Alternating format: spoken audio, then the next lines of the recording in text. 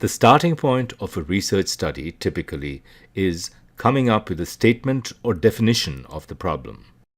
In a nutshell, defining the problem involves firstly identifying the relevant issues and factors. That is, what are the important issues that must be addressed in the research? Secondly, identifying the key questions to investigate. That is, questions that must be asked to address those key issues. And finally, identifying possible solutions. That is, what actions you may wish to recommend to the client once your study is completed. You can think of it as preliminary research in which you try and narrow down the range of issues that should be the focus of the main research study. Keep in mind, though, that for certain types of studies, you may not need to spend time defining the problem. Specifically, studies in which there is no ambiguity about the information being sought may not need a problem definition stage. For example, if you're running an experiment to test a causal relationship between two variables, you typically will have a pretty clear idea of what you need to measure. Most studies, though, do require a problem definition stage at the beginning. In a small organization, a manager and a researcher can be the same person, but very often are different people, either within the organization or in different organizations. They are also different species in terms of their functions, their mindsets, and their skill sets. It's important, therefore, to understand the different perspectives that managers and researchers have when they're considering a particular management problem. A manager, by definition, is someone who makes decisions about products or services or the units that he or she manages.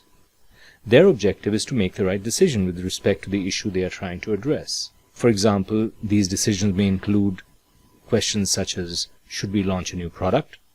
Should we change the advertising for the product? Should we change the product formulation? The researcher's job, on the other hand, is to answer questions that can guide the manager in making these decisions. Their objective is not to make the decisions themselves, but to provide or come up with the most accurate answers possible. These questions might include, for example, how do people use the product? What are the perceptions and attitudes of users towards the product? The difference between the manager's and the researcher's approach to the problem is at the heart of the distinction between the management problem and the research problem.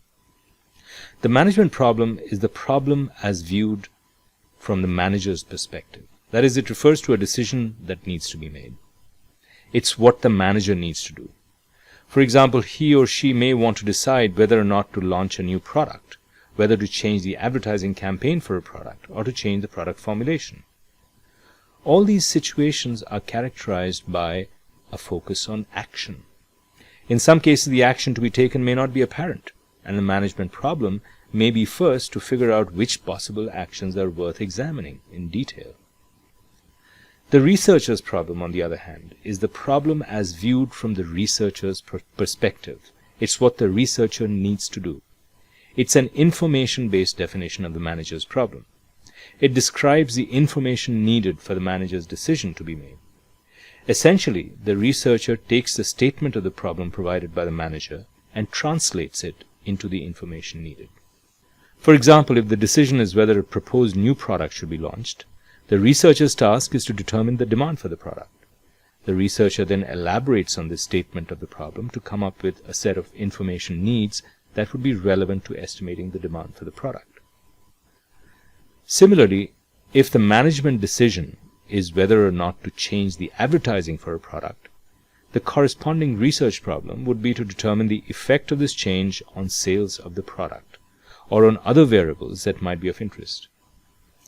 Or if the question is whether to change the product formulation, the research objective would be to estimate consumer preference for the new formulation. This last scenario, relating to a proposed change in product formulation, is actually an example of a research problem being defined very narrowly. In many cases, this may be appropriate, but it is important to remember that product formulation is only one aspect of a product, albeit a key aspect. A product, especially one with a well-established brand image, will have many dimensions that may be important to consumers, and focusing just on the product formulation to the exclusion of all other aspects of the brand image can create a huge problem for the company.